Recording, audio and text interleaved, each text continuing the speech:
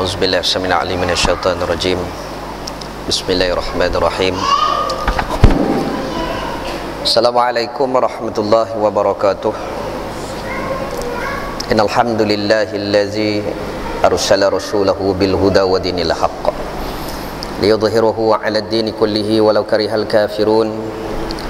Asyhadu an la ilaha illallah wahdahu la syarika lah wa asyhadu anna sayyidana Muhammadan 'abduhu wa rasuluh. Allahumma salli wa sallim ala sayyidina wa habibina wa syafi'ina wa zuhrina wa maulana Muhammad wa ala alihi wa sahbihi wa man tabi'ahum bi ihsanin ila yaumiddin. Subhanaka la ilma lana illa ma 'allamtana innaka antal alimul hakim. Wa qala rabbi shrah li sadri wa yassir li amri wa hlul 'uqdatam min lisani yafqahu qawli. Thumma amma ba'd. Alhamdulillah, syukur kehadrat Allah Subhanahu wa taala. Yang pertama, masih lagi kita kehidupan hidup seperti mana biasa. Masih lagi ada ruh yang menumpang di jasad. Entah bila kita akan dijemput pulang. Adakah penuh dengan bekalan untuk dipanggil pulang? Adakah sudah sah setiap perbuatan amalan ibadah kita untuk dijemput pulang? Jadi untuk mengesahkan amalan-amalan kita, mestilah ianya bermula dengan ilmu. Ilmu yang ditinggalkan oleh Nabi kita Muhammad sallallahu alaihi wasallam, yang telah diperbincangkan oleh alim ulama kita. Itulah pengesahan yang sebenar-benar pengesahan yang boleh dikira sebagai amal ibadah yang diterima di sisi Allah Subhanahu wa taala. Amat rugi sepanjang hidup kita ini kita lakukan ianya tanpa berteraskan kepada ilmu, hanya buat semata-mata buat, ataupun dipanggil melepas batuk di tangga sahaja. Muslimin, muslimat yang dirahmati Allah, kesempatan yang ada ini, saki-baki yang ada ini, kita dah sudah di penghujung akhir zaman. Maka marilah kita gerakkan hati kita, kita gerakkan anak isteri kita, kita gerakkan masyarakat kita, untuk sama-sama kita mentadabburkan, untuk sama-sama kita mencari bekalan, untuk sama-sama kita berbuat amal kebajikan, amal saleh yang sudah tentunya ganjarannya adalah syurga di sisi Allah Subhanahu wa taala. Semuanya mestilah berdasarkan kepada ilmu. Seperti Imam Syafi'i selalu menyebut, Islam saja tidak cukup kalau tidak ada ilmu. Ilmu saja tidak cukup kalau tidak pernah beramal. Amal saja tidak cukup kalau tidaknya datangnya ikhlas kepada Allah Subhanahu wa taala.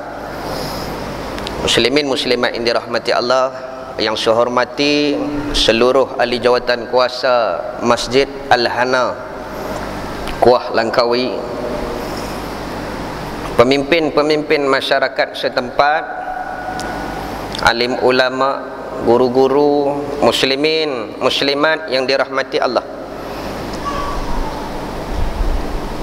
Kita agak cenderung kepada membincangkan tentang syariat. Kita agak cenderung untuk membicarakan tentang undang-undang Islam. Tetapi pada dasarnya kita masih lagi tidak dapat gambaran yang sebenar-benarnya bagaimana hukum yang sebenar. Sebab berlaku khilaf, sebab pelaksanaan hukum syariat yang selalu disebut-sebut adalah hudud. Saya nak definisikan kepada tuan-tuan, apakah yang dinamakan hudud. Jangan kita persepsikan dengan pandangan-pandangan yang lebih kepada kepolitikan. Hudud adalah maksudnya had, sempadan yang perlu kita ikut dan takat tu saja. Kalau kata aurat contohnya, had dia tang ni, maka di luar batasan terlebih daripada had. Ambil ayat sembahyang, takat ni lebih pada tu, lebih pada had, maka hukum dia membazir. Begitu juga dalam undang-undang jinayah, muslimin muslimat yang dirahmati Allah. Hukum sumber syariat ada 4. Yang pertama ibadat. Ibadah. Yang kita duk mengaji ni ibadat. Sah batai, sembahyang, puasa, haji, zakat dan sebagainya. Yang kedua muamalat. Dalam sumber syariat Islam, dari segi riba, halal, hukum jual beli, ijar, sewa beli, sewa dan sebagainya. Munakahat, perkahwinan. Yang keempat jinayat. Ibadat kita mengaji, boleh dikatakan mana-mana surau atau masjid bab ibadat memang kita mengaji. Muamalat kita kurang. Sebab apa? Kita suka serahkan pada orang-orang yang tertentu saja bab muamalat. Kita tak mau ambil tahu. Dia sumber hukum kita, kita kena ambil tahu. Munakahat, yang ni dia cukup nak mengaji sungguh. Tang kena kat dia, dia kena. Nabi pun kahwin banyak, Nabi pun buat, Nabi dia dah pakai sunnah. Hak ibadat dia tahu tepi. Jinayat, yang ni kita kurang. Maka had yang sempadan yang telah ditetapkan dalam syariat, had yang telah ditetapkan di dalam Al-Quran, tilka hududullah. Contohnya, itu had Allah. Allah kata takat tu, maka dinamakan had. Had itu maksudnya hudud. Dia terkandung dalam syariat. Macam inilah saya kata, kita tak mau sebut hudud, kita sebut hukum syariat Islam, lebih senang. Sebenarnya sama. Kita tengok institusi yang nama dia Mahkamah Syariah, banyak mana yang diperbincangkan hukum di Mahkamah Syariah? Munakahat, muamalat, itu saja. Muamalat pun dalam bab apa? Bab tanah, pusaka dan sebagainya. Jinayat tak diberi peluang. Semuanya bawa pergi ke sivil. Maka Islam datang, hudud yang nama hudud itu tadi sebenarnya bukan kata terus hudud tu potong. Hudud tu maksudnya had. Yang kita nak potong tak potong, tu cerita lain. Dia ada qisas, diyat, ta'zir, qazaf dan sebagainya. Kalau takat sebiji telok curi, tidak lebih daripada timbangan asal yang menyebabkan potong, tak potong. Cuma dikenakan tindakan itu saja. Kalau tersilap potong, al-qojo, tukang potong silap potong, maka dia kena bayar balik. Ada orang tanya saya, pasal apa kena atas orang Islam saja? Baik, sembahyang kena atas siapa? Ada suruh Cina main mayang? Tak, kita kena atas kita. Kalau kita semua faham, semua main berjemaah ramai, tertarik tak orang bukan Islam nak main sama? Tentulah. Atas kita dulu. Kita buat atas kita dulu. Biar hatang ni kita kenakan takzir. Apa dia takzir? Denda. Tetapi kalau semua orang Islam tak ada dah mencuri, melainkan orang bukan Islam saja mencuri, hak orang bukan Islam tadi tak rasa tertarik, ini undang-undang cukup cantik. Tu yang sebab dia jadi macam tu. Atas orang bukan Islam tak dikenakan. Sebab bila semua dah faham, tengok dalam rekod sekarang ni, penagih dadah siapa paling ramai? Anak orang mana? Orang Melayu kita. Kes mencuri, kes jenayah paling ramai. Orang dah tolak dah. Tetapi kerana adanya hukum tersebut, kita cuci, clearkan agama kita, kita clearkan dengan hudud, dengan syariat. Dengan syariat undang-undang Islam, clear. Tertarik dah untuk dia masuk Islam, orang bukan Islam. Tu saja. Cara pelaksanaan itu khilaf. Dan nak melaksanakan memang cukup jauh. Sebab perbincangan Al-Ketumi. Bab Al-Ketumi saja pun jenuh bincang dah. Dadah ada dia kata. Itulah contohlah, kita ambil contoh. Maka perlunya proses. Baik, sebelum saya perhabiskan bab ni untuk nak bagi faham, tanam dalam diri syariat Islam, aku nak yang tu ya. Tak reti jangan duk cakap saya tak setuju. Pasal apa pula tak setuju?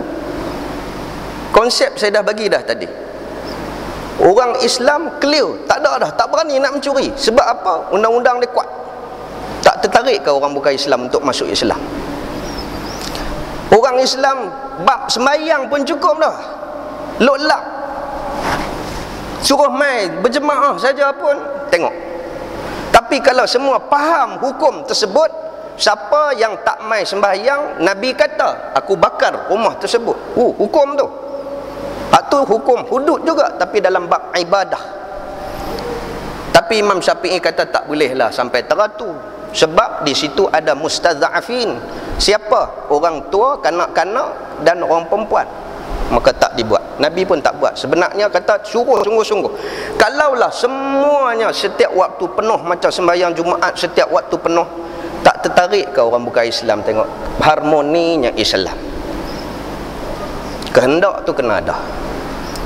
Pelaksanaan itu kita tak tepi dulu. Hak dan kehendak kena ada. Saya skupkan, kita tak letakkan nama hudud, tapi kita letakkan hukum syariat Islam. Sebab syariat ada 4. Kita tak tumpu kepada jenayah saja, tapi jenayah itulah bila kita clear, orang lain boleh tertarik untuk masuk Islam. Muslimin muslimat yang dirahmati Allah. Dekat tu. Okey, baik, kita sambung balik dalam perbincangan kita kitab Baharul Mazi 49. Ya. Betul? Okey, baik. Yang pasal minggu lepas ada tanya bab sembahyang maghrib. Nasib baik ada. Okey. Wa qala musannif rahimahullahu taala anhu, kata pengarang kitab ini Syekh Idris Al-Marbawi. Kitab ni pun ada bab diat, bab qisas ada. Tapi 2020 baru kita boleh bincang.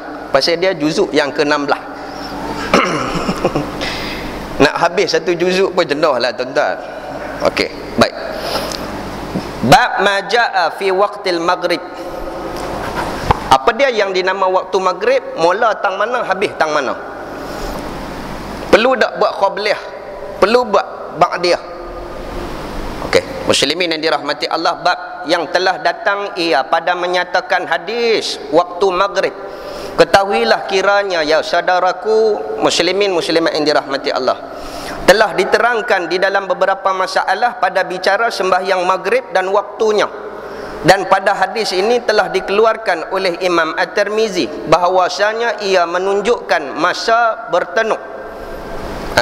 Nabi SAW sembahyang maghrib itu dengan katanya, dalil daripada seorang sahabat. Bagaimana cara Nabi tunggu waktu sembahyang maghrib? Hadis yang berbunyi an Salamah annaha qalat kana Rasulullah sallallahu alaihi wasallam yusalla maghrib iza qaraba asy-syamsi wa tawarat bil hijab. Diriwayatkan daripada Salamah bin Al-Aqwa, katanya adalah Rasulullah sallallahu alaihi wasallam sembahyang ia akan maghrib apabila lenyap matahari, hilang bulatan, dan tersembunyi ia dengan dinding yang lenyap semuanya, dengan sebab dinding yang nampak di kaki langit itu, di kaki langit, bukan puncak gunung. Dia kata hilang apa? Tu tengah-tengah tu dah ada. Okey. Kata Imam Nawawi, maknanya bahawasanya Rasulullah sallallahu alaihi wasallam menyegerakan ia akan sembahyang maghrib. Menyegerakan sembahyang maghrib. Itu sebab kalau ada yang tak mau sembahyang qabliyah, kita jangan kata apa.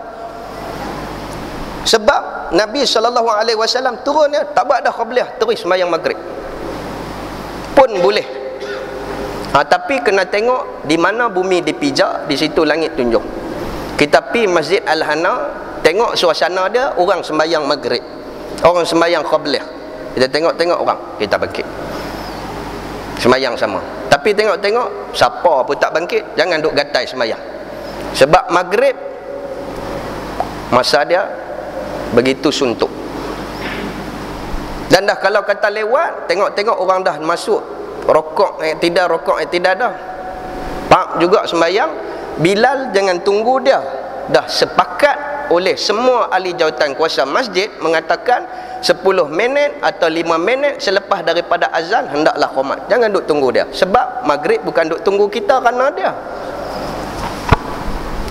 Okey. Sebab Nabi terus segera. Tapi sekarang ni kita dah biasa dengan buat. Sebab apa? Buat.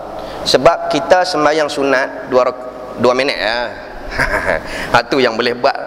Tapi kalau zaman Nabi 2 rakaat saja 10 minit. Tu kaedah dia. Fatihah kita baca senapas. Rokok naik dah. Tu yang cepat tu. Tu bagi. Tapi kalau kata dibahagikan untuk buat qabliyah, kalau ikut macam zaman Nabi SAW, memang tak dan dah buat maghrib. Kaedah instan orang kita. Dia cepat dia iftitah tak baca, dia baca Fatihah surah pun tak baca.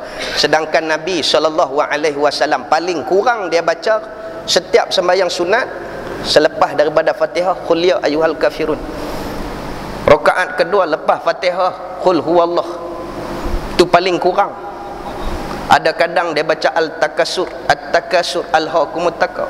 Kita tak ada. Fatihah amin pam.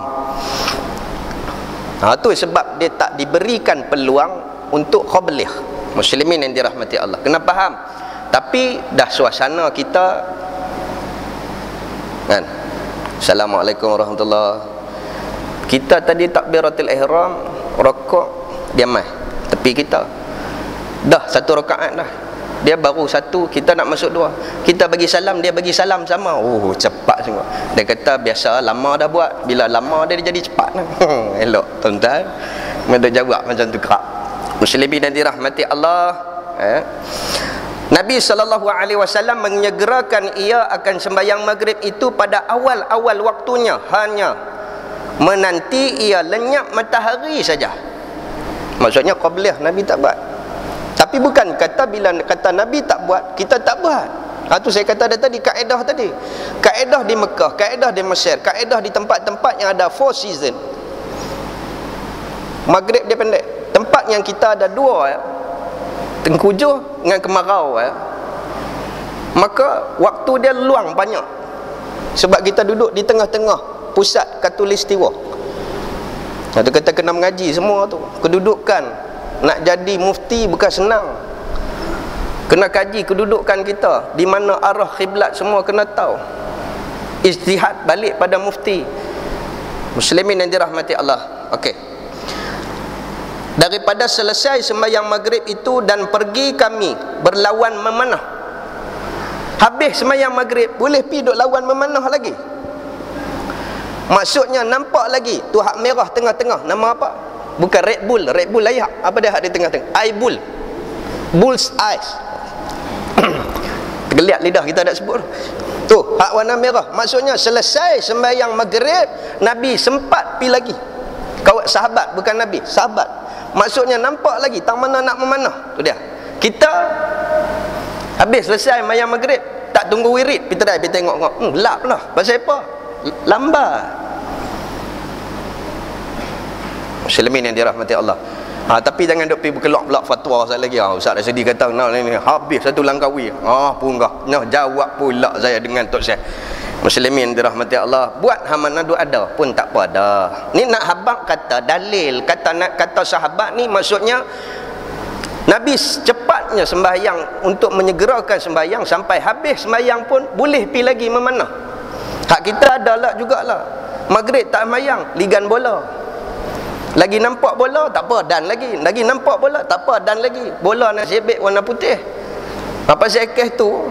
Balik-balik mayang isyak terus. Baik, muslimin yang dirahmati Allah. Nampak kami akan tempat kena panah. Lupa dah nak sebut. Itulah hak warna merah tengah-tengah tadi tu. Okey. Terang-terang cawang hari lagi. Maksudnya terang, nampak semua. Keluar-keluar lepas maghrib nampak lagi. Selepas bagi salam, bukan selepas sampai wirid dan sebagainya, aurat dan sebagainya, tidak. Lepas sembahyang keluar. Baik. Kata Abu Isa At-Tirmizi, dan pada bab ini ada riwayat daripada Jabir dan Zaid bin Khalid dan Anas dan Rafi' dan Khudais dan Ummu Habibah dan Abbas dan Abdul Muttalib. Kata Abu Isa, bermula hadis Salamah bin Aqwa ini hasan lagi sahih. Dan juga hadis ini ada dikeluarkan oleh Imam Bukhari dan Imam Muslim di dalam kitab kedua-duanya, sahih kedua-duanya. Baik, masalah menyegerakan akan maghrib dan hukum. Nak segera tu hukum, macam mana hukum? Kata Abu Isa, dan ialah yakni sebagaimana mafhum, yakni apa yang kita boleh faham, dan kehendak hadis di dalam masalah 49 itulah perkataan ahli ilmu daripada sahabat-sahabat Nabi sallallahu alaihi wasallam, dan mereka yang kemudian daripada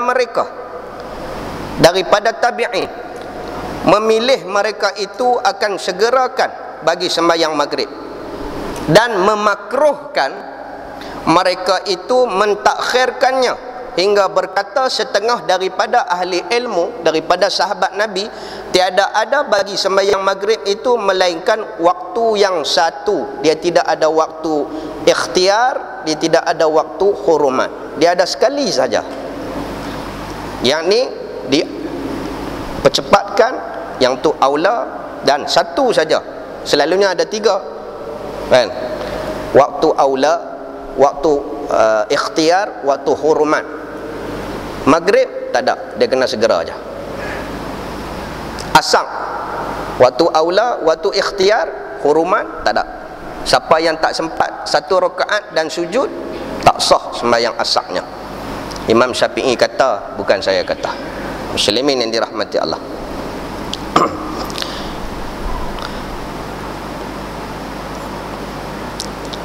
Dan memakruh mereka itu mentakhirkannya, memakruhkan.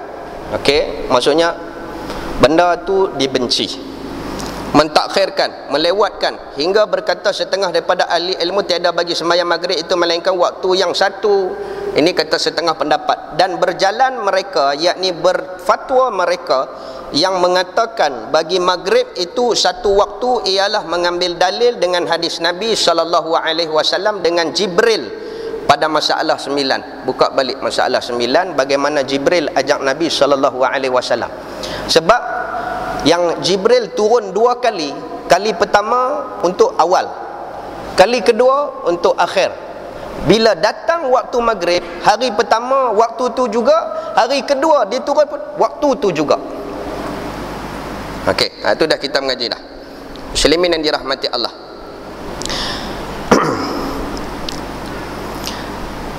Dan ialah qaul Ibnu Al-Mubarak dan Imam Asy-Syafi'i. Maksudnya Imam Syafi'i suruh kita segerakan sembahyang maghrib. Baik, bulan Ramadan. Bulan Ramadan. Tengok atas meja sampai nak tak nasi pun tak boleh. Tu macam mana kira? Duduk kakelik sat. Tak makan rasa rugi. Makan maghrib 8.30. Tu kena dah mengaji dah, maka azan ke apa ke, makan kurma, minum susu, minum sesuatu, sembahyang dulu. Lepas tu sat lagi kita maghrib. Tak boleh ustaz, dia tak khusyuk. Tu tak payah nak kata. Dia tak boleh nampak mentabak ustaz. Oh, jangan duk buat main. Jangan lagi duduk tang tu, pergi duduk tempat lain lah. Kan? Muslimin yang dirahmati Allah. Tak boleh juga. Okey, tapi makan memadai, memakan. Makan takat sikit-sikit saja. Yang Nabi makan sungguh-sungguh bila? Tarawih sat lagi tu. Lepas pada tarawih baru dia makan sungguh-sungguh. Kita tak, kita pakui hak awal. Bila pakui hak awal, tarawih sat lagi menyulok 8 ya, dia kira 8 ya, 8. Lepas tu bila orang kata pasal apa buat 8, Nabi buat 8. Hai dalil dia tak larat dah sebenarnya. Dia buat dalil kat orang pula. Muslimin yang dirahmati Allah. Baik. Kata Imam Nawawi, dan pada hadis di dalam masalah 49 itulah menunjukkan bahwasanya disegerakan akan dia. Imam Nawawi mazhab dia apa? Mazhab Syafi'i. Mazhab Syafi'i disuruh menyegerakan sembahyang. Tetapi boleh tak qabliyah? Qabliyah orang kita 2 minit 3 minit. Boleh lah. Tera nak masuk qamat 5 minit. Okey. Tapi kalau hak jenis lama, bismillahirrahmanirrahim, tahu dah kelaku dah jenis tu. Jangan duk tunggu dah. Agak-agak dia lepas doa 1 rakaat qamat. Jangan duk tunggu dah. Dia baca jenis tu. Okey. Muslimin yang dirahmati Allah. Terus. Mengiringi lenyap matahari sahaja, dan inilah yang telah diijma'kan atasnya. Seluruh ulama ijma' sepakat kata lenyapnya matahari kena sembahyang. Dan dahulu pada hadis 23 ada Nabi mentakhirkan maghrib, ada hingga hampir habis hilang syafaq, yakni warna kemerah-merahan, hak selepas terbenam. Maka adalah ia bagi menerangkan harus takhir sebagaimana diterangkan dalam masalah 26. Itu untuk orang yang memang ada kerja, duduk dalam masjid, duduk tunggu apa lagi. Bagi dia habis dulu, habis dia mai pula hak lain, mayang pula, bagi dia pula habis, bagi dia pula habis. Tu saya kata jangan tunggu orang. Sepakat kita semua ahli jawatan kuasa kata bila 5 minit lepas tu qamat terus. Ingat, selepas daripada berlakunya qamat, haram sembahyang sunat. Haram sama sekali sembahyang sunat. Baik, yang kedua, azan yang pertama hari Jumaat, haram sembahyang sunat. Azan yang kedua hari Jumaat, boleh tak sembahyang sunat? Boleh. Tadi Bilal azan dalam bilik, lepas tu dah dia mai lewat, tiba-tiba dia azan pula di luar. Selepas khatib nampak duk atas tu, itu Saidina Osman yang suruh azan kali kedua. Azan kali kedua bukan syariat. Azan kali kedua adalah nak panggil orang, bukan sunat. Nak panggil orang, hanya diperbuat untuk memanggil yang di luar tu. Sebab berlaku perangai-perangai macam ni daripada zaman sahabat lagi duk ada. Lepas Nabi meninggal, semua jenis duk mengku ke tepi tu. Yang duduk atas motor pun ada, yang duduk tu takat yang duk baru duk buat pun ada, yang duduk lah kereta ada, duk buat macam tu. Apa dia? Duk gulung rokok dan. Sini nak khutbah dah. Cerita dah. Hadis Qudusi kata siapa masuk dapat unta. Dia tak kebulung, dia lapak rokok daun dia lagi. Kan? Tu yang disuruh azan. Okey, azan. Maka azan ketika tersebut, boleh tak kita sembahyang? Boleh. Sebab bukan syariat. Tetapi tak semua masyarakat kita ni semuanya tahu, maka tak payah, berdiri sajalah. Sekali lagi kalau sembahyang haram, habis ingat satu kampung Pak Haji ni sembahyang waktu azan duduk tengah kemundang. Hai dia tu yang tahap yang bawa mulut ni dia tak mengaji, hak yang Pak Haji tu dia mengaji. Maka takut berlaku fitnah, tak payahlah. Tapi kalau orang tanya boleh tak sembahyang? Boleh. Dia bukan waktu tu, bukan waktu syariat. Kan? Ribut duduk tengah kuat. Apa perlu kita buat? Azan. Masa tu boleh sembahyang sunat tak? Boleh lah. Bukannya waktu syariat pun. Kawan tu baru terima anak duduk azan. Jangan sembahyang sunat. Pasal apa? Duduk tengah azan. Azan untuk bayi dilahirkan. Ambil cerdik, ambil kena ke dia. Tak, maksudnya kena tahu waktu bila yang tak boleh azan, tak boleh sembahyang dan boleh sembahyang. Yang pertama, setelah diqamatkan. Sembahyang sunat tak boleh, haram. Azan sedang berkumandang, haram kita sembahyang. Tapi tengok azan tadi, jenis mana azan tadi. Muslimin yang dirahmati Allah. Baik. Kerana bahwasanya adalah ia baki jawab orang yang bertanyakan waktu. Itu Nabi buat sebab apa Nabi takhirkan sembahyang? Nak habang kata itu waktu, bukan kebiasaan Nabi, dan Nabi suka pada akhir. Cuma Nabi nak habang itulah waktu yang penghujung daripada maghrib. Dan hadis di dalam masalah 49 ini mengkhabarkan adat Rasulullah sallallahu alaihi wasallam sembahyang maghrib yang tunuk. Okey, berpegang atasnya melainkan kerana uzur. Kerana uzur. Buka puasa uzur ke? Berjalan mungkin keuzuran. Orang yang memandu mungkin keuzuran. Sebab apa? Jam dan sebagainya. Nak masuk pun payah, dia kata.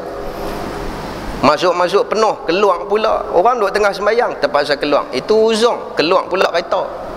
Kalau nak jalan mai apa semua, maka itu keuzuran. Tapi yang dalam masjid pasal apa lambat. Okey. Maka berpeganglah orang atas hadis di dalam masalah 49 itu. Ulama semua pegang hadis yang ke-49 tadi. Hadis Nabi sembahyang maghrib dengan disegerakan, sehingga lepas sembahyang boleh pi main memanah lagi. Nanti kita buat lepas ni tapi memanah. Tak pasal sunnah. Hak kita lepas sembahyang maghrib nak tembak apa pun tak nampak habis dah. Okey. Muslimin yang dirahmati Allah. Takat main pingpong saja tu sebelum, lepas tu boleh main lagi. Muslimin yang dirahmati Allah. Bab majaa fi waqti salatil isya al-akhirah. 51 bab yang telah datang ia pada menyatakan hadis waktu sembahyang isya yang akhir. Bila sembahyang isya yang terakhir? Ada di antara kita bila nampak ada kuliah, dia tak mau sembahyang. Dia tak mau sembahyang masjid tu. Masjid tu isyak sehari mesti lambat. Nabi sembahyang isyak cepat. Ni kita nak bincang sat tuan-tuan. Bila kita tanya mazhab apa? Saya Syafi'i. Ni Syafi'i nak kata apa? Nak tengok nak kena dai tak kena dai. Okey. Ketahuilah kiranya ya saudaraku, apabila dikatakan isyak yang akhir ialah waktu kemudian daripada habis maghrib, adapun maghrib itu dinamakan akan dia isyak yang pertama. Habis maghrib, itulah isyak yang pertama, aula. Maka sekarang Imam At-Tirmizi telah mengeluarkan hadis yang menunjukkan waktu Nabi sembahyang isyak. Bila yang Nabi sembahyang isyak? Katanya, dalil Anin Nu'man bin Bashir qala ana a'lamun nasi biwaqti hadha as-salah hazihi as-salah. As-salah tu sifat perempuan, dia kena pakai hazihi, dia tak boleh pakai haza. Diriwayatkan daripada Nu'man bin Bashir radhiyallahu anhuma, katanya aku lebih tahu, kata Nu'man bin Bashir, tahu tentang apa? Tentang sembahyang Nabi sallallahu alaihi wasallam daripada orang dengan sembahyang isyak ini. Bukan mendabik dada, tetapi nak habaq dia selalu dan dia kerap, dia acap kali tengok Nabi sembahyang waktu bila. Orang lain tak, habis-habis calon betul balik terus, tak ada dah. Sebab malam ni banyakkannya habis-habis sembahyang balik tidur. Sekali lagi kita bincang lepas isyak, sekali lagi patut buat apa? Pakat kena habis semua sekali lagi. Adakah lepas isyak sekali lagi boleh pi lagi singgah haiman? Lagi kenalah, tak tahulah. Baik. Kerana segala sahabat-sahabat Nabi yang tua-tua telah habis wafat, tinggal Nu'man bin Bashir saja yang tahu tentang sembahyang isyak Nabi. Dan tinggal ia jua sahabat Rasulullah sallallahu alaihi wasallam lagi. Tinggal dia ya. Maka hadis ini orang pergi ambil dekat dia. Maka tak kala itu berkatalah ia, yakni Nu'man, di hadapan segala orang yang ketahuannya waktu isyak itu oleh sebab ia melihat Rasulullah sallallahu alaihi wasallam. Katanya, kana Rasulullah sallallahu alaihi wasallam yusalliha li suqutil qamari li thalathatin. Okey, adalah Rasulullah sallallahu alaihi wasallam sembahyang ia akan isyak bagi jatuh bulan malam yang ketiga hari bulan. 3 hari bulan pada tiap-tiap bulan Islam, 3 hari bulan, yakni apabila hendak tahukan waktu Nabi sembahyang Isyak, maka demikianlah, itulah kiranya waktu ia. Setiap-tiap 3 hari bulan, bulan Islam, tuan-tuan tunggu. Bila bulan naik, waktu itulah Nabi sembahyang Isyak. Tiap-tiap 3 hari bulan. Jangan sembahyang Isyak tiap-tiap 3 hari bulan saja. Dan nak tahu waktu tu, kita set time hari ni. Hari ni baru 2 hari bulan. Contoh, hari bulan Islam. Esok pakat semua duk tunggu waktu bila yang Nabi selalu sembahyang Isyak. Bila? Tiap-tiap 3 hari bulan awal bulan Islam. Pum, naik. Tiba-tiba, loh, pukul 12 baru naik. Tidak. Hak yang kita duk pi mengai itulah kan. Maksudnya waktu itulah yang Nabi suka sembahyang. Allahu akbar, subhanallah. Okey, faham lah? Muslimin yang dirahmati Allah, maka demikian itulah kiranya, saya ulang, waktu ia sembahyang, yakni Nabi SAW kira-kira jatuh bulan malam ketiga. Kata Ibnul Al-Arabi, bermula hadis Nu'man itu hasan lagi sahih. Hari ni berapa hari bulan Islam? 23. Oh, dia lebih kurang ya kan? Nanti kita tunggu.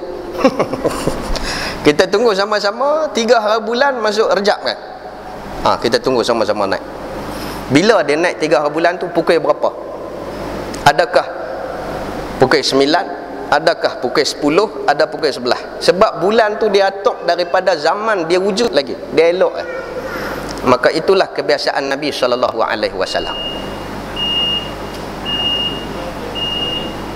Ya, jatuh bulan malam ketiga. Malam ketiga jatuh pada malam jatuh bulan malam ketiga. Jatuh tu dimaksudnya bila malam. Kalau dalam kitab Tuhfatul Ahwazi, jatuh hukum tu bukan jatuh bulan. Bulan jatuh jenuh tunggu mayang subuh wala kita ada.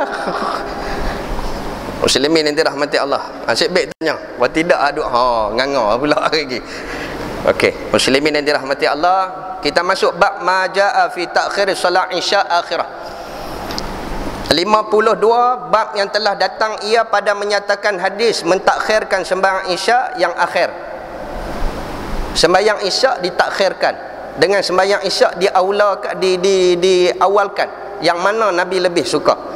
Ketahuilah kiranya ya saudaraku, tadi tentang waktu bila Nabi suka. Hari ini kita nak tengok Nabi kerap buat yang mana satu. Telah lalu beberapa masalah Isya dan mengetahui waktunya. Maka sekarang pula Imam Abu Isa At-Tirmizi mengeluarkan hadis tuntut mentakhirkan Isya. Dituntut mentakhirkan Isya.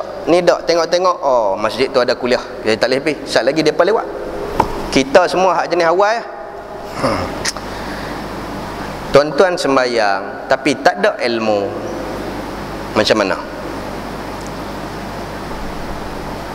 Tu saya kata tadi, hak awal tadi, untuk mengesahkan ibadah kita adalah ilmu. Imam Syafi'i selalu sebut kata Islam tapi tak ada ilmu, tak jadi. Kata dah ada ilmu tapi tak beramai pula. Okey, baik. Tuntut mentakhirkan Isya dengan katanya, sabit kepada hadis an Abi Hurairah radhiyallahu anhu qala Rasulullah sallallahu alaihi wasallam laula an asyqa ala ummati la amartahum an yuakhirul isya'a ila thuluthul laili aw nisfah. Diriwayatkan daripada Abi Hurairah radhiyallahu an, katanya telah bersabda Rasulullah sallallahu alaihi wasallam, jikalau bukan musyaqqah, tidak jadi keberatan atas umatku. Lah berat tak? Tuan-tuan buat apa lepas maghrib? Tak ada apa pun. Umat dulu, umat zaman Nabi memang gelap, tak ada apa, tak tahu nak buat apa, tertekan dengan musuh dan sebagainya, maka diawalkan sembahyang. Kita bukan ada kerja apa, tuntutlah ilmu. Kita buat apa? Tu kena kaji. Kalau lewat sikit takkan tak boleh kot. Tak boleh Nabi buat. Tak, ni ada hadis Nabi SAW. Kila tidak menjadi keberatan musyaqqah ke atas umatku, kata Nabi, nescaya aku suruh akan mereka itu akan sebagai suruh wajib mentakhirkan mereka itu akan Isya hingga malam atau pertengahan, sepertiga malam atau pertengahannya. Tengah-tengah malam apa dia? Ke-12 lah. Tu.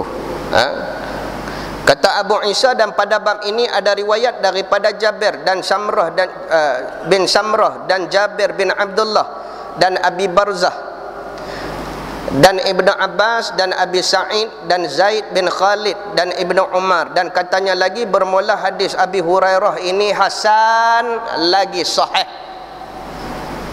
Hak yang suruh sembahyang awal tu tak berapa kuat. Tapi dah kalau dah tak ada kerja, sembahyang awal lah. Tak apa, kita lewat sikit. Abang kata imam pandai pula duk mengajak Tok Imam. Kita lewat sikit Tok Imam. Ada kerja apa? Tak ada kerja, sembahyang awal lah. Pergi dah ke ada kuliah, lewat lah pun tak apa. Tapi jangan lewat sangat. Sebab apa? Perut sedang berbunyi. Sat lagi sembahyang pun tak guna. Isya qabla isya. Makan malam sebelum sembahyang isya. Pula dah. Pergi makan dulu kot. Dah lah, dah mengaji. Kena makan malam dulu sebelum sembahyang isya. Maka di sini saya letakkan Nabi SAW bila dia makan malam. Tu yang selalu kita buat buka puasa bila? Tu waktu makan malam. Nabi makan malam waktu tu. Lepas tu dia sembahyang isya, dia sembahyang maghrib, lepas tu dia sembahyang isya, lepas tu dia tidur. Kita tentu tak makan lagi. Mayang maghrib, lepas mayang maghrib makan lagi. Lepas tu mayang isyak, lepas tu pergi makan lagi. Lepas tu Bukit Teguh cerita dah. Muslimin yang dirahmati Allah. Tak ada apa kerja kita tu. Tu saya kata kita tak ada kerja. Bila dah kata tak ada kerja, pergilah cari ilmu. Muslimin yang dirahmati Allah. Baik. Kata Abu Isa, tadi hasan lagi sahih. Baik, masalah 53, masalah mentakhirkan isyak dan hukumnya. Kata Abu Isa, dan yang telah memilih akan sembahyang isya oleh kebanyakan daripada ahli ilmu daripada sahabat-sahabat Nabi SAW dan tabi'in, melihat mereka itu akan takhirkan sembahyang isya yang akhir, dan dengan dialah berkata siapa? Ahmad, mazhab Hambali dan Ishaq. Okey, disuruh takhir. Yang ni kuat. Kata Imam Nawawi, telah bersalah-salahan, yakni khilaf ulama pada sembahyang isya ini. Adakah yang afdalnya didahulukan, yakni menyegerakan sembahyang, ataupun afdalnya ditakhirkan? Yang mana satu? Maka kedua-duanya itu ada dua mazhab yang masyhur, yakni menyegerakan akan sembahyangnya ataupun afdal ditakhirkan. Mazhab yang masyhur bagi salaf dan dua qaul bagi Malik dan Imam Syafi'i. Imam Malik dan Imam Syafi'i, dua-dua mazhab ni ada dua qaul pula. Setiap satu mazhab ada dua qaul, dua pendapat. Maka orang yang mengatakan afdal takhirkan sembahyang telah mengambil hujah dan dalil atas akan seumpama hadis di dalam masalah 52 itu, dan orang yang mengatakan afdal disegerakan telah mengambil hujah apa? Hujah dalil dengan bahawasanya kelaziman, ghalibnya kebiasaan Nabi sembahyang awal, tapi tak ada hadis. Tapi yang suruh lewat ada hadis pula. Maka nak buat yang mana satu pun boleh, tetapi kena ada sebab musabab pasal apa. Tapi kalau sebab musabab kerana Mr. Arrogant, tak boleh. Pasal apa Mr. Arrogant tak habis-habis lagi ni? Saya arrogant maghrib bang. Ni pasal kes tengok TV sampai terpaksa melewat, yang tu jatuh dosa. Yang suruh takhir pasal apa? Pasal ada kemaslahatan mengaji, ada mesyuarat dan sebagainya. Muslimin yang dirahmati Allah. Dan ada juga Nabi mentakhirkan sembahyangnya pada beberapa waktu yang sedikit, tetapi yang demikian itu bagi menyatakan harus atau kerana satu kerja, kerana satu kerja atau kerana uzur, dan ada pada hadis-hadis di dalam Muslim isyarat kepada yang demikian itu. Allahu a'lam. Sebab Nabi bagi isyarat pada kita, sebab apa yang perlu ditakhirkan. Dan yang saya nak jawab lah pasal apa, ada di antara kita dia tak mau nak mengaji lepas pada maghrib, sebab dia kata isyak selalu pok ni lewat. Sedangkan ada hadis suruh buat sembahyang lewat, sebab ada benar, ada kemaslahatan. Ada, saya pergi satu tempat, dia tengok saya main, dia sembahyang maghrib, dia calur betul. Saya pergi pun masjid ni pula, dia pun ada juga. Dia nampak saya, dia calur pula. Lepas tu saya akan tanya lah, dia ni memang macam ni kah? Saya jenis style tanya. Dia kata dia ni kalau tak ada kelas, dia ada. Kalau ada kelas, dia akan lari pada ni. Pasal apa? Dia akan percepatkan masuk sembahyang dah. Saya kata ambil hadis tak mana? Muslimin yang dirahmati Allah, jangan duk bergagau dalam al-ibadah kalau tak ada ilmu. Baik. 54. Masalah mentakhirkan isyak sampai ke mana sempadan waktunya. Kata Imam Nawawi bahawasanya mentakhirkan isyak yang tersebut pada hadis ialah mentakhirkan sampai tiada keluar dengannya daripada waktu ikhtiar, dan ialah 1/2 malam atau 1/3-nya atas khilaf yang masyhur, dan disebut akan dia di dalam masalah 27. Boleh cek sebelum ni. Adapun di dalam riwayat Siti Aisyah di dalam Sahih Muslim, zahaba a'immah ammatul lail, artinya habis semua malam, yakni habis banyak malam, bukannya kehendaknya habis lebih banyak daripada malam-malam takhir Nabi akan isyak, bukan sampai habisnya malam. Kalau tengah-tengah malam tu dah panggil tengah malam, taklah tunggu sampai habisnya malam sampai nak terbit fajar baru Nabi sembahyang, tidak. Maksudnya takat-takat tengah malam saja Nabi dah sembahyang isyak. Jangan bawa sampai habisnya pertengahan malam, itu dah nak masuk subuh, nak masuk terbitnya fajar. Kata Aisyah, maka tak dapat tidak daripada ini takwil, dan tiada harus dikehendaki dengan riwayat Aisyah itu mentakhir Nabi sampai lebih daripada 1/2 malam, lebih daripada 1/2. Pukul 7 kita dah kira malam, pukul 7 dah pagi, tengah-tengah dia pukul berapa? Saya matematik kong.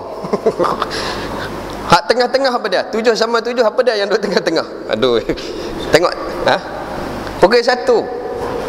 Tahun tu petengah dia. Lebih pada tu dah jatuh makruh dah. Yang aula dia antara tu.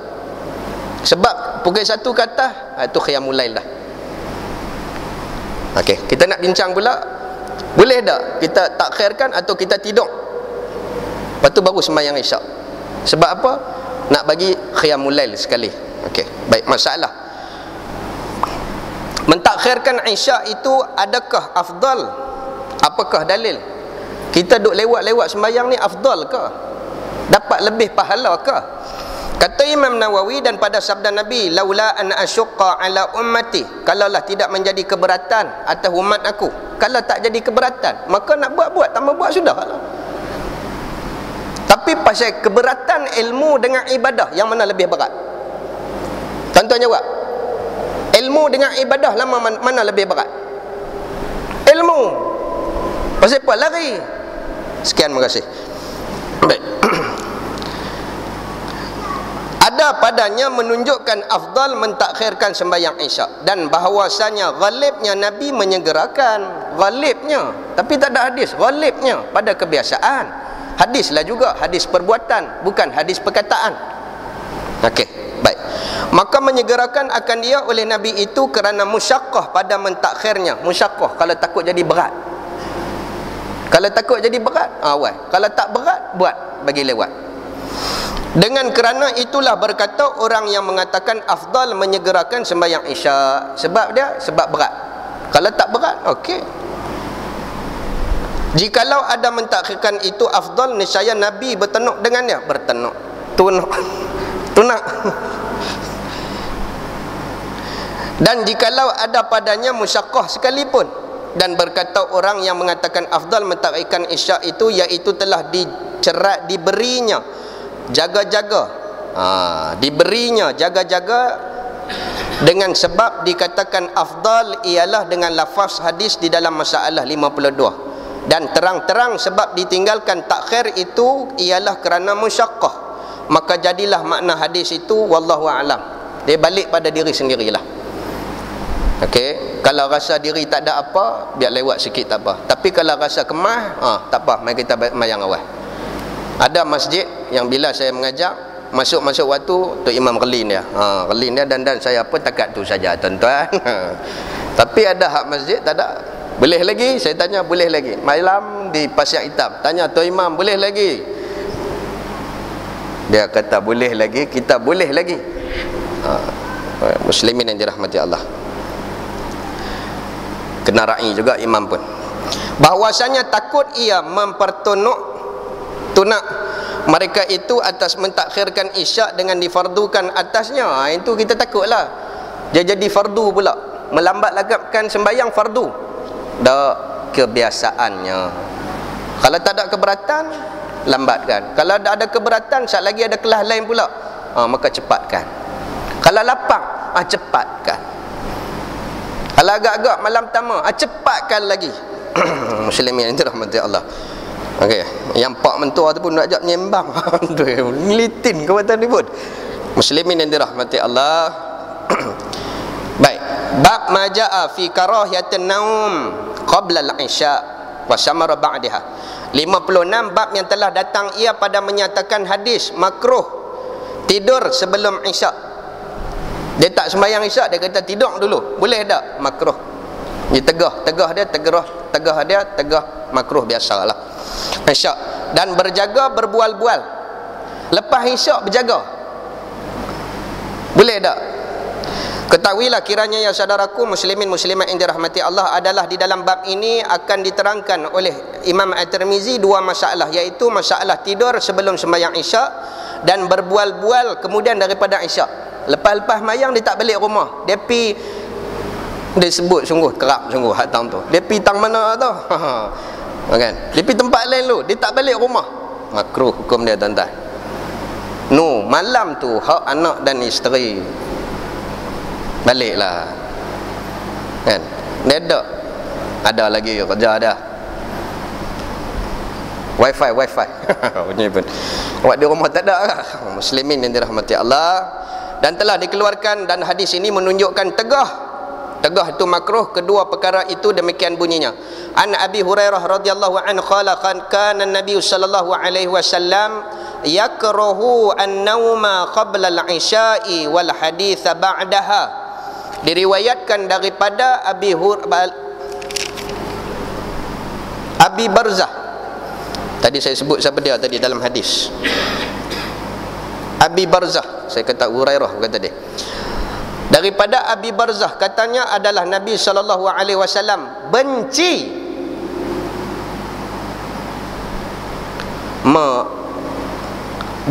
perbuatan kita, tapi dia tak marah. Dia tengok-tengok kita balik lewat, dia tak kata apa. Dia buat tata sukakah kita? Ini Nabi sallallahu alaihi wasallam. Kalaulah kita jadi umat dia yang dia tak suka, walaupun tak suka tersebut, dia tak marah, dia tak suka saja. Itu sebab saya kata kalau diulang-ulang kebencian, takut jatuh marah, takut jatuh haram. Maka janganlah kerap sangat. Makan petai makruh. Awak petai tiap-tiap hari adakah? Makan bawang makruh. Bawang takkan nak balun tiap-tiap hari.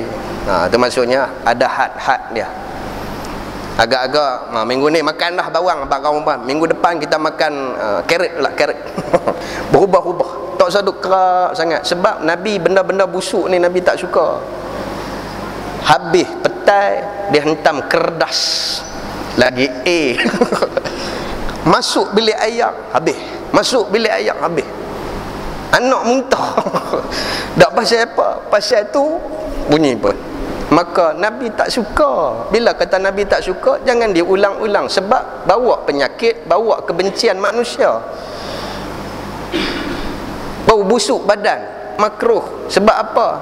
Sebab busuk pula. Allahu akbar. Kawan sebelah tak khusyuk takbiratul ihram pun, pasal dia angkat dia saja.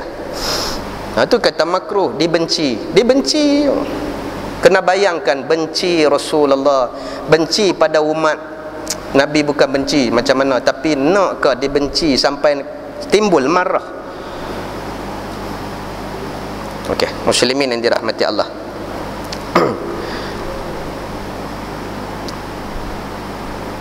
Tang mana tak tahu. Benci ia akan berbual-bual kemudian daripadanya. Lepas sembahyang isyak Nabi benci kita duk pergi menyembang.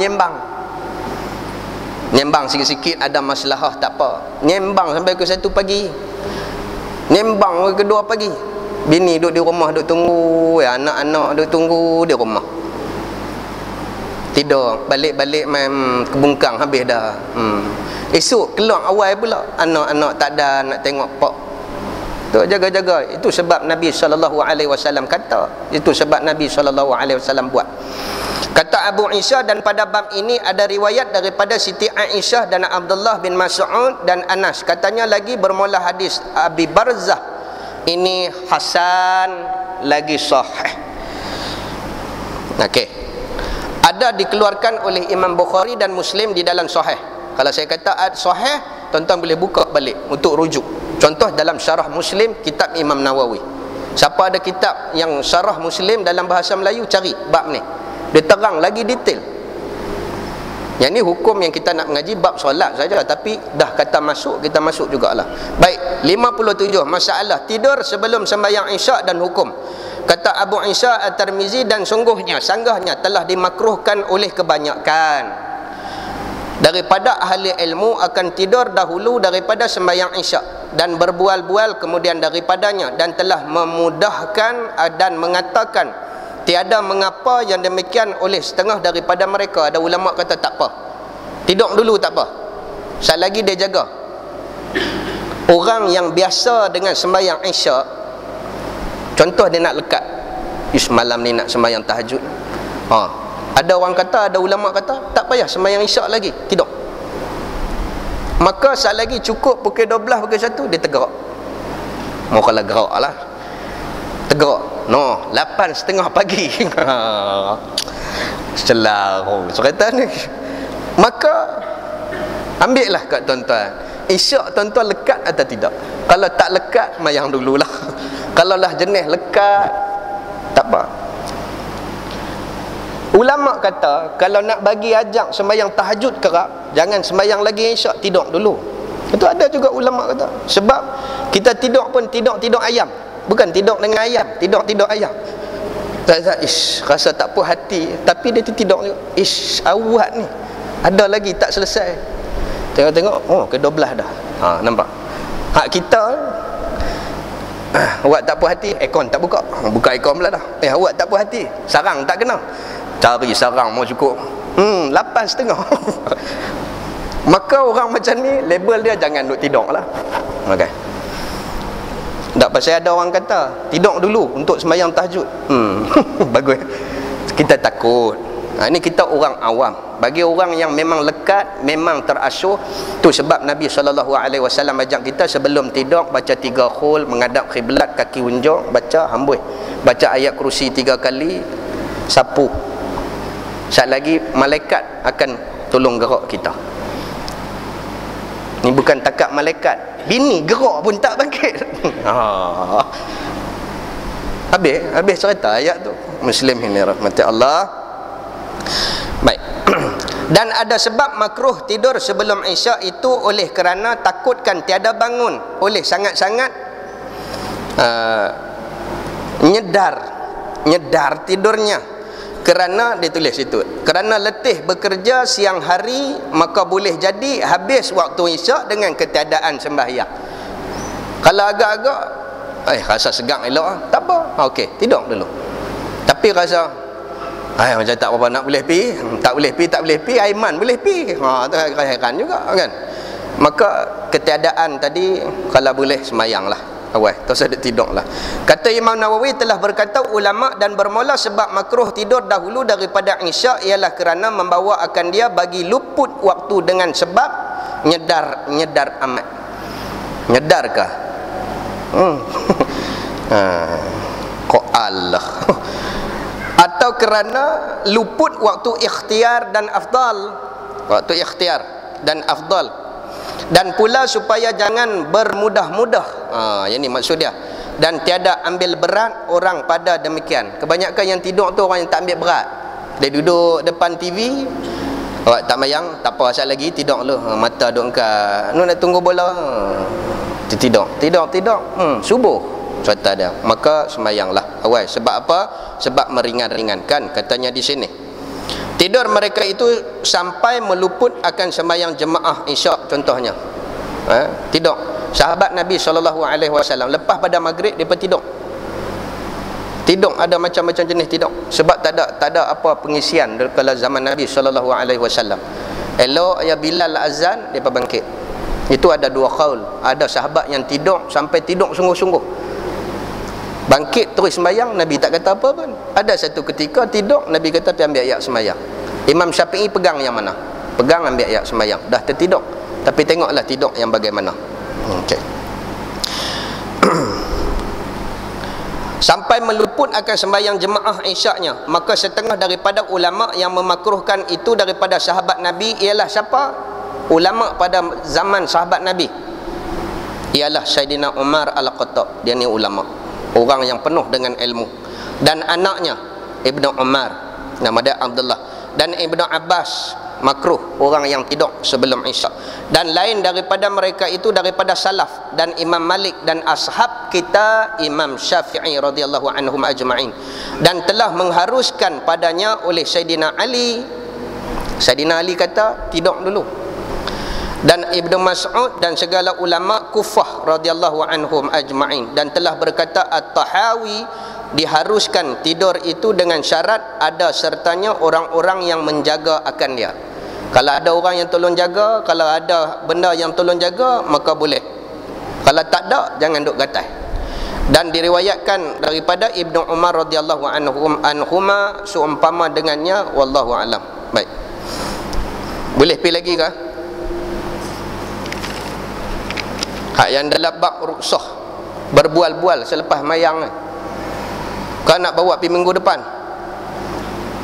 Lepas mayang isyak boleh tak bual-bual? Tadi ustaz duk cerita sangat-sangat, awak tak mau nak cerita, dak tengok masa lah. Sat lagi kata akhir melewat-lewatkan semayang pula. Boleh lagi ke?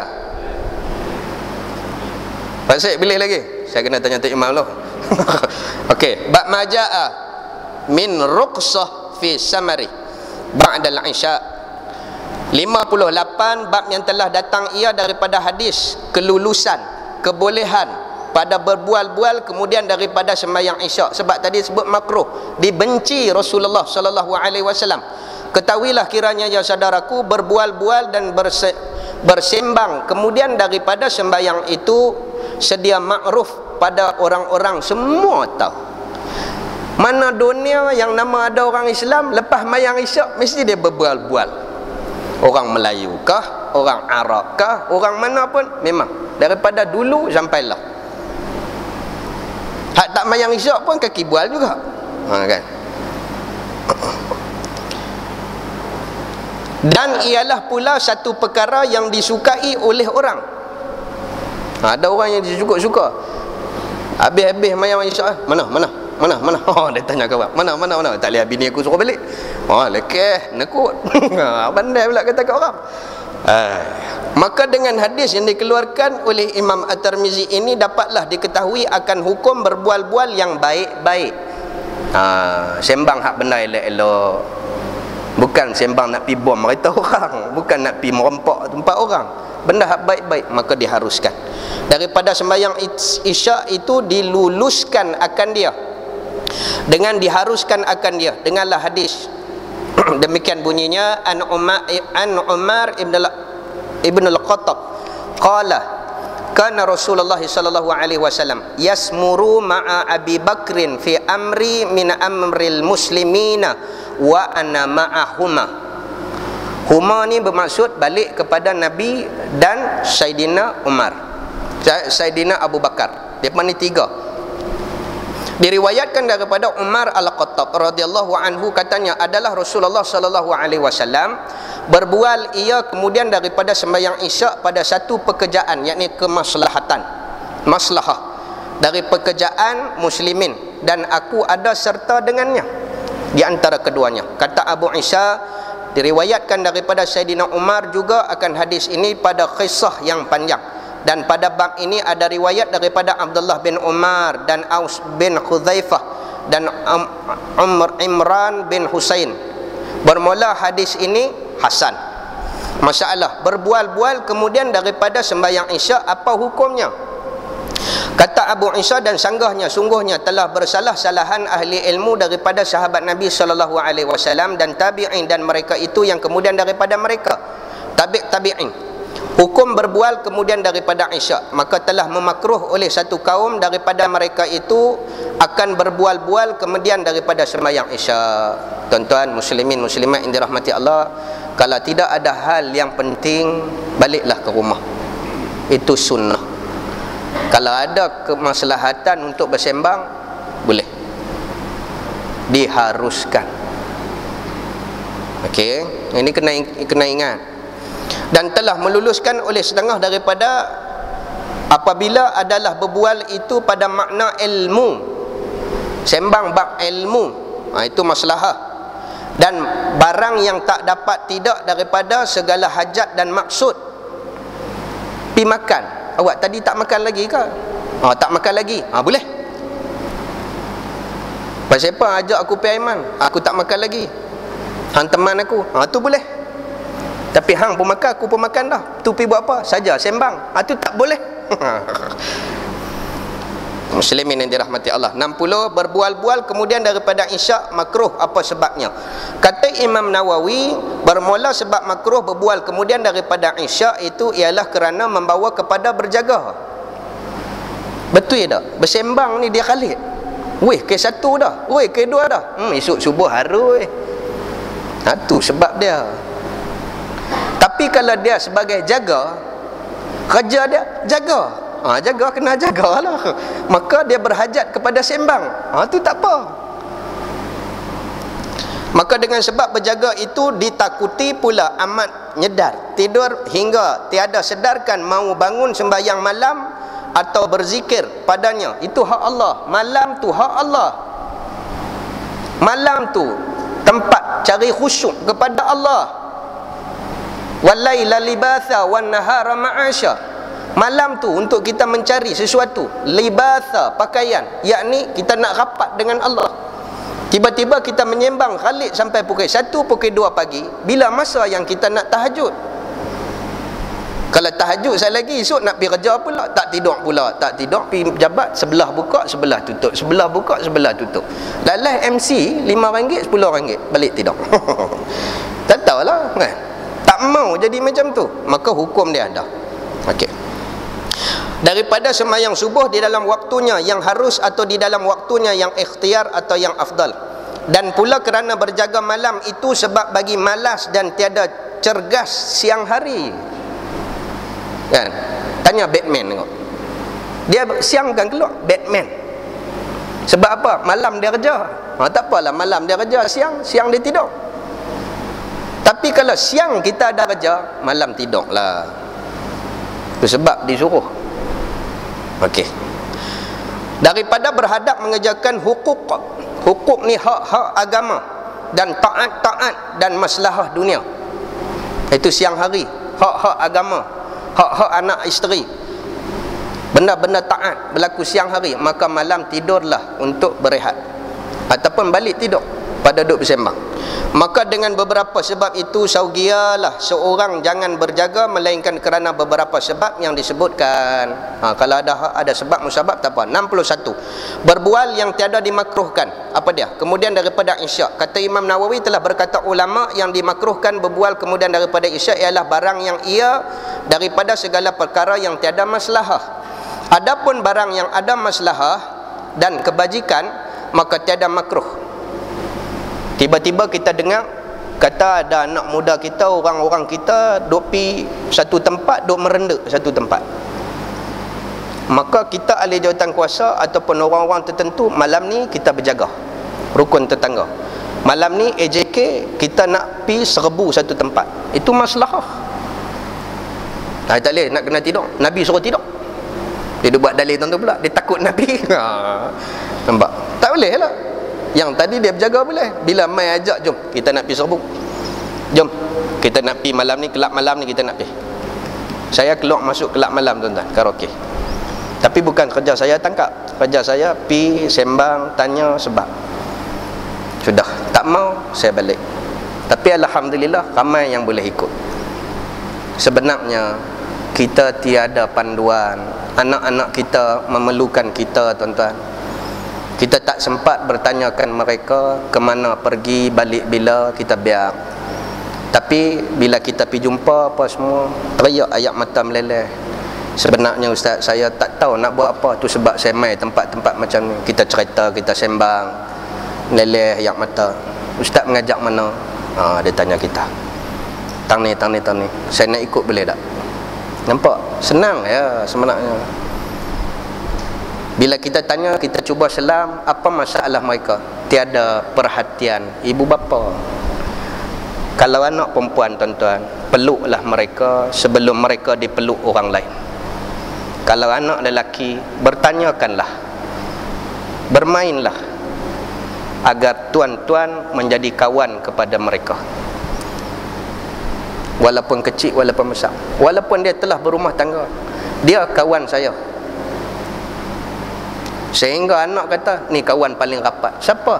Your BFF. My father. Allahu Akbar. Nampak? Sebab apa yang tersasar? Ibu bapa sibuk ghalib di Aiman, ghalib dengan benda luar, ghalib mencari dunia. Anak-anak tu duduk dalam tu. Boleh dikatakan semua macam tu yang saya jumpa. Allah, tak apa, jom kita bawa. Itu yang saya nak cerita, pengalaman selama yang saya ada di sini. Muslimin yang dirahmati Allah, sebab-sebab kita tak baca hadis-hadis Nabi yang Nabi tegah. Sebab apa Nabi tegah? Adapun barang yang maslahah itu kebajikan, maka tiada makruh padanya, iaitu seperti melancar hafalan. Lepas sembahyang isyak balik pi mengaji. Sat lagi ada. Hak mana yang ada tolong pi. Tak bawa Iqra jangan mai. Okey. Menghafal Al-Quran malam, lepas itu pi baca Quran pula kat tok guru. Itu yang disuruh Nabi. Dan hikayat-hikayat orang soleh. Baca kitab-kitab sirah, baca kitab-kitab cerita bagaimana yang boleh jadi wali, bagaimana boleh jadi hebat. Baca dekat orang. Tu lepas isyak sekali lagi. Berbual-bual dengan orang yang datang. Tetamu mai rumah, jangan duduk sembang di masjid, balik. Ada tetamu mai rumah. Okey, tapi tetamu pun kena faham. Jam berimpun dah, tak balik-balik lagi, ayak 3 kali tuah. Kita kena faham lah. Tapi kalau dah dia duduk di situ, esok pagilah sembang lah. Syarat dia 3 hari saja bertetamu. Lebih pada tu pergi cari homestay lah. Amboi, mentang-mentang lah kita duduk Langkawi. Tanya kita, nak pergi rumah boleh? Boleh mai, tak ada apa. Mai seminggu. Amboi, kita apa jenuh lah. Tapi ingat tuan-tuan, orang Islam 3 hari saja. Lebih pada tu pandai-pandai fikir lah. 3 hari saja yang kita sebagai tetamu. Lebih pada tu pergi belilah beras. Pergi belilah patut-patut. Ni mai bawa lenggang kangkung ya, mai masuk rumah, mai tidur apa semua. Masuk hari keempat pergi belilah cak rambutan ke, mau lebih sikit basmati kan. Pergi belilah balik mai. Boleh duk main nongkoi saja. Dah duk Langkawi bunyi pun. Okey, jaga nah, tu adab yang diajar oleh Nabi sallallahu alaihi wasallam. Baik. Dan bercumbu-cumbu dengan ahli. Ni jangan salah maksud balik pi sayang anak, duk main-main dengan anak. Hak satu tu cerita sat lagi, main dengan anak apa semua. Tu hak tu yang disuruh. Terlewat main dengan anak, tak apa. Main dengan anak sampai tertidur anak. lawan geletek ke apa ke anak tertidur ni dak pak tidur dulu. Okey, hak tu yang disuruh balik, jangan duduk ni. Kerana bermesra-mesra dengan sebab, contoh di sini orang yang baru kahwin atau baru bertegur-tegur, baru kenal atas ferry tadi, tak tahu jumpa di masjid, sembang, tak apalah. Dan berbual-bual main-main anak-anak, atau berbual-bual bercakap kerana hajat dan maksud, atau berbual-bual orang musafir kerana berhajatkan bagi memeliharakan mata bendanya atau dirinya. Orang yang musafir contohnya dia tumpang tidur di masjid, barang-barang dia duk ada, dia nak tidur sekali lagi barang hilang, duduk tengah sembahyang pun hilang, tidur lagi lah hilang. Kawan pun duduk macam tu, kita pun kesian kat dia, sembanglah dengan dia sampailah pukul tengah malam sekali lagi. Tu disuruh Nabi, kesian kat dia. Lagi dia duduk seorang-seorang melari, tidur pula, hilang pula barang. Maka kita pilah sembang, main mana, buat apa-apa semua. Sekali lagi tukar orang pula, shift pula. Yang nak main pagi pula, pergi menyembang pula kan dia, kesian kat dia seorang-seorang. Tu orang yang main menumpang tempat kita, jangan biarkan dia menyendiri. Kita disunatkan duduk tanya khabar. Tu dia ajar oleh Nabi SAW. Kerana apa? Jangan bagi dia tidur, takut barang hilang. Kita hak duk sembahyang, duk ada elok pun hilang, terah abang tidur pai, dia kata. Sekali lagi bawa tuan, dia kata, barang habis. Baik, habis. Dan sungguhnya, sanggahnya telah datang beberapa hadis yang sahih dengan setengahnya dan banyaknya pada maknanya.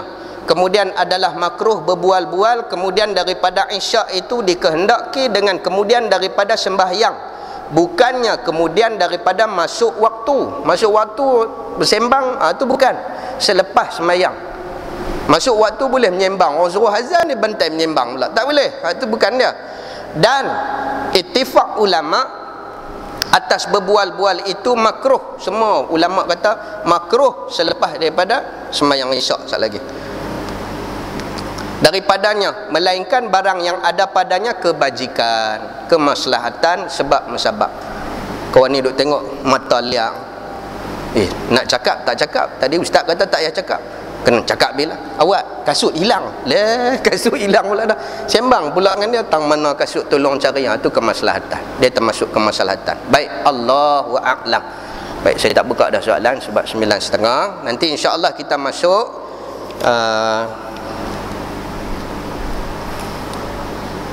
62 bab yang telah datang ia pada menyatakan hadis waktu yang pertama daripada kelebihan. Apa diakah yang sembahyang yang waktu aula, yang kelebihan di dalam kita lebihan yang patut kita buat. Dia ada waktu hurumat dan sebagainya, nanti kita akan bersembang dalam bab tu insya-Allah minggu depan, tuan-tuan. Saya minta ampun, minta maaf kalau ada terkasar bahasa, terlajak bicara. Yang baiknya daripada Allah Tuhan Rabbul Alamin, menerusi Rasul yang bersifat maksum dari segala maksiat, segala keburukan, kecelaan, kealpaan daripada diri yang hina ini. Saya minta ampun, minta maaf daripada tuan-tuan sekiranya terasa. Takat tu saja. Aqulu qawli hadza wa astaghfirullah li wa lakum wa lisairil muslimin wal muslimat. Bismillahirrahmanirrahim. Allahumma faqihna fid din, Allahumma faqihna fid din, Allahumma faqihna fid din wa ala ta'wil ila siratikal mustaqim. Allahumma ja'alna minan najihin wal faizin fid dunya wal akhirah. Rabbana atina fid dunya hasanah wa fil akhirati hasanatan wa qina azaban nar. Walhamdulillahi rabbil alamin. Wassalamualaikum warahmatullahi wabarakatuh. Wallahu a'lam.